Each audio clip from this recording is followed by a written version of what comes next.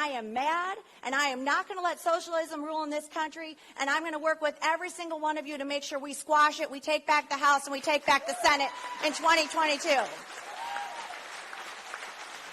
We are not going to cede our country to the far left who want to turn towards socialism, institute the Green New Deal, and remake America as we know it.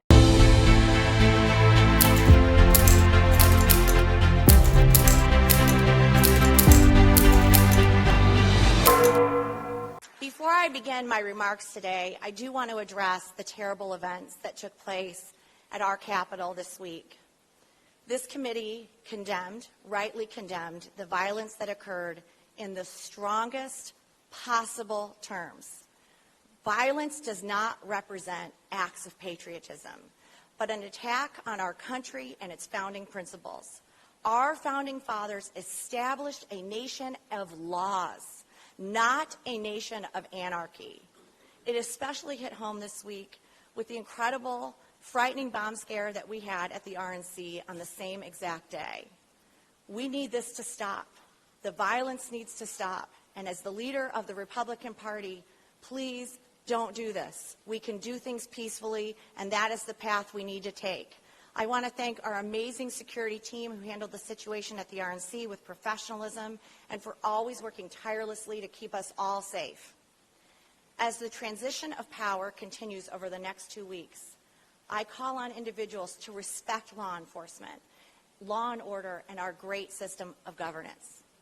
Now, when I began this journey as RNC chairwoman 4 years ago, I knew, and many of you told me, I had big shoes to fill. I also knew I wanted to put my own stamp on the party and take on big projects that would set us up for success in 2020 and beyond. It goes without saying that when all of us met this time last year, none of us could have imagined everything the coming year would throw at us. From planning our nominating convention, not once, not twice, but 3 times, to the other countless challenges we faced this past year, 2020 put us all to the test. And of course, the greatest challenge of all has been the loss of friends and family members to this horrific virus. Yet through it all, each of you have never wavered in the face of adversity. All of you stepped up to the plate and carried out our mission with conviction. And because you did, we accomplished so many of the things we set out to do. We raised the most money ever in the history of our party. We coalesced around one platform to drive small dollar donations by launching WinRed. Even in its infancy, WinRed has proven successful beyond our wildest dreams. We've raised more than $2 billion in just a year and a half with WinRed, something it took Democrats a full 14 years to do with their small dollar donation platform. We built the biggest, largest political infrastructure ever, talking to more voters, 182 million of them, than any other campaign in history. And our data-driven ground game turned out millions more Republicans than ever, and it set the standard by which future campaigns will be judged. One of the things I am most proud of is how we stepped up to engage minority communities and expand our party this election cycle. You cannot win votes if you do not ask for them. And this cycle, we made an unprecedented effort to meet voters where they are and invest in their communities. We opened community centers dedicated to engaging Black, Latino, and Hispanic Americans and amplifying Republicans' winning message. The nearly 10,000 events our Trump Victory Strategic Initiatives team held this cycle included events aimed at engaging Asian Pacific Americans, Black Americans, and Hispanic Americans. We held our TVLIs in 14 different languages, including Vietnamese, Hindi, Haitian, Creole, Hmong, and Greek, and Portuguese, just to name a few. We dovetailed our community events with an aggressive media strategy that included 2,000 bookings in Black media outlets and more than 1,300 interviews for RNC officials and surrogates on Hispanic TV and radio stations across the country. And our message resonated. And the years-long investment we made was a big part of the reason President Trump earned the highest share of minority votes for a Republican in 60 years. Over a quarter of his support in this election came from non-white voters. He significantly broadened his base among Black voters, winning close to 20% of Black men and more than doubling his support with Black women.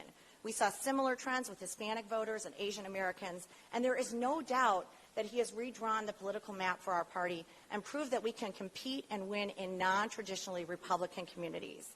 Building on our minority engagement efforts, we also held a different kind of convention last summer that showcased a more diverse, representative Republican Party. Americans saw we are a big tent party, a party the president helped expand and one that now looks more like the rest of America.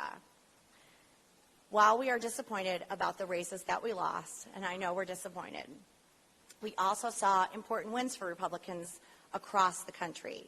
Contrary to what every political pundit in the Beltway bubble was predicting and not so secretly hoping for, no blue wave materialized on Election Day. As we learn, every election, candidates matter. And in November, Americans across the country elected Republicans with compelling life stories to the House of Representatives. Two of those are young Kim and Michelle Steele. We all know Michelle Steele because she's married to our National Committee man from California, Sean Steele. They were both women were born abroad, and they knew each other while raising their kids here in America. And they saw firsthand how Democrat policies of high taxes combined with crippling government regulations were crushing small businesses and the American dream in their Southern California communities. They realized they couldn't afford to sit on the sidelines, and this week, they became the first two Korean American women to be seated in the United States Congress.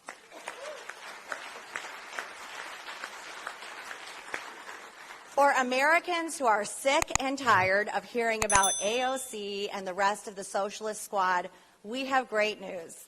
That's because we now have our own squad, the Freedom Squad, made up of people who know firsthand the perils of socialism in practice. People like Nicole Malliotakis, Carlos Jimenez, Maria Salazar, and Victoria Sparks, who will be on the front lines defending freedom and standing up to Speaker Pelosi's extreme agenda every single day. It's also fitting and a point of pride for me that in the year we celebrated the 100th anniversary of women gaining the right to vote, a cause championed by Republicans. Our country voted to send a record number of women to Congress. These reasons and the speakers we had last night and the things we are seeing here give me every cause to be confident and optimistic about the future of our party as we begin this new year. While we are encouraged by our track record in competitive House and other down-ballot races, we are disappointed with the results elsewhere. And I've said a few times this week, and I know this probably isn't proper English, but I am pissed.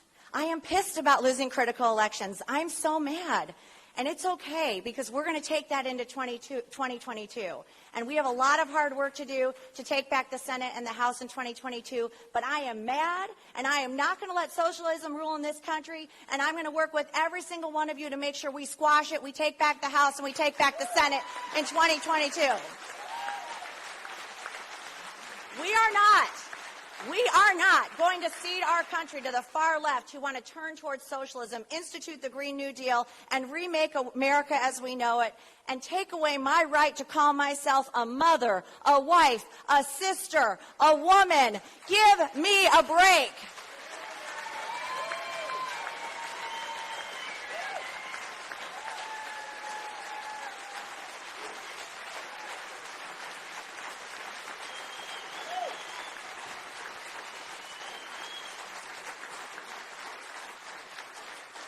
So Democrats, get ready. Buckle your seatbelts, because we are coming. And before I end, I want to say, and I want to say this sincerely, from the bottom of my heart, how proud I am to serve in this role as RNC chairman of the Republican Party, because yes, we are the Republican Party at this pivotal point in our nation's history. RNC chairs have included governors, speakers of the House, senators, and even a future president. And I will always be forever grateful to President Trump and all of you for believing in me and giving me this opportunity of a lifetime. I love the RNC, and I love the Republican Party and what we stand for. And I know that the best is yet to come for us. We are the steady ship in the storm, and we are there for our candidates when they need them. And it is now up to us to keep that ship on course and together build a stronger institution than ever. I love the opportunity to work with each and every one of you. You are my friends. You are my family. I appreciate your constructive criticism. I appreciate your efforts, the volunteerism, the things that you're doing to strive to make our nation better. People who take on the sacrifices of being an RNC member, you do it joyfully because you believe in your heart that the causes and values we're fighting for are the right ones. Most of all, I love the RNC because it gives me an opportunity in some small way to give back to the country we all love. And because this land of liberty we are likely to call home is still worth fighting for, let us not grow weary in doing good as Scripture teaches, for in due time we will reap a harvest if we do not give up. Thank you again for being willing to step up and serve as RNC members. May God bless each and every one of you. May God bless your families. And may God bless the greatest nation on earth, the United States of America.